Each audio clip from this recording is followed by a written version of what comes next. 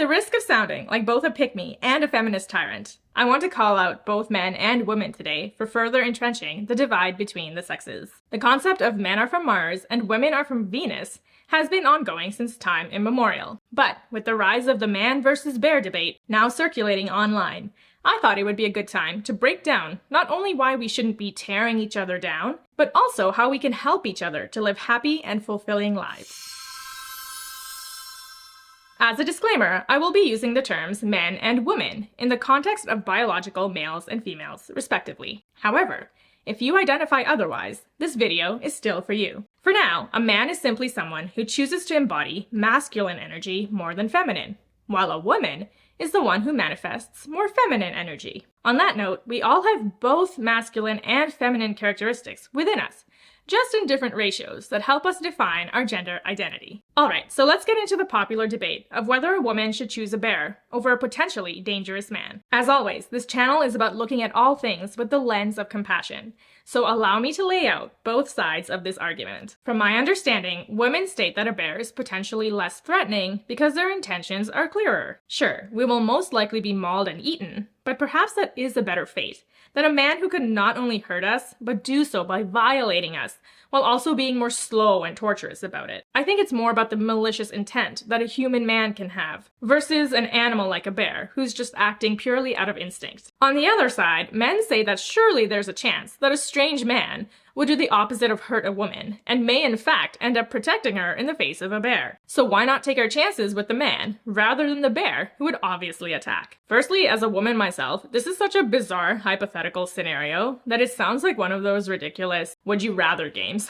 As someone who lives in a suburb smack dab in a city, the chances of me even encountering both a bear and a man at the same time, and then both of them just waiting for me to choose one, like behind door 1 and behind door 2, is frankly quite far-fetched. If I were to somehow end up in that situation, I would honestly probably just start running. If the man joined me, I would encourage him to run with me as well, for the sake of survival, regardless of whether he's on America's Most Wanted. Like honestly, that's just something I can deal with later, once we're both in a safer position. So here's my take overall.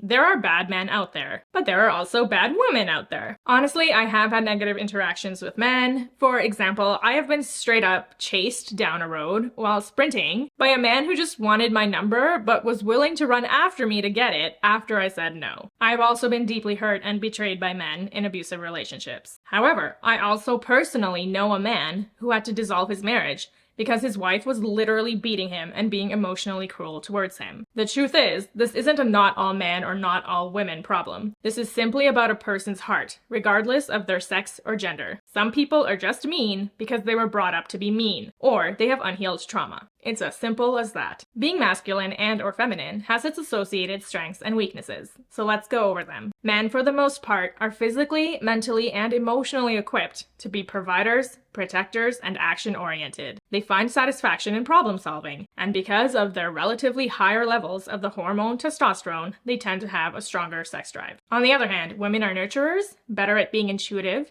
and feeling their way through challenges, and are also better at going with the flow. They have a relatively stronger emotional drive. I want to once again remind you that whether you are a man or a woman, we all have both masculine and feminine energies within us. So if you're a man who loves being a stay-at-home dad and raising your kids, that doesn't make you less of a man. You have just embraced your feminine side. And that makes you pretty damn awesome. If you're a woman who loves to work in construction and toss a football around, that doesn't make you less of a woman. It just makes you really freaking cool. You'll notice that imbalances in these energies are the cause of so much heartache in relationships. For example, a woman may use her strong emotional drive to be a manipulative biatch, while a man may use his strong sex drive to treat the people he sleeps with like disposable objects. It just totally depends on whether that individual has done the work to resolve their own inner demons. So how can we make sure that hurtful men and women don't paint the rest of us in a bad light? Lead by example. That's it. If you're a man upset that a woman would rather choose a bear, start to show your protective side and make the women in your life feel safe. This is not just about romantic partners. You can help your mother, sister, coworker, friend feel safe in your presence, both physically and emotionally. Make it safe for the women in your life to express their feelings, Help them feel safe in strange places. If you see another man treating someone else poorly, call them out on it. If you're a woman, learn to become a calm and emotionally stable presence. Become a good listener. Use your empathy as a superpower while staying grounded. Show everyone around you what it means to be a good woman. And yes, call out other women as well when they're being dinkuses. That's really all it takes. I find the nasty sides of men and women also come out when faced with romantic rejection. If you've been rejected or broken up with or ghosted, I know how painful this can be, and it can trigger feelings of confusion, rage, and contempt, which then becomes this overarching blanket of feelings which we use to generalize all people belonging to that group. For example, the term incel describes the small minority of men, and yes, it is a small minority, who have taken romantic rejection to the extreme by hating all women in general. Women can also become vindictive and petty when hurt.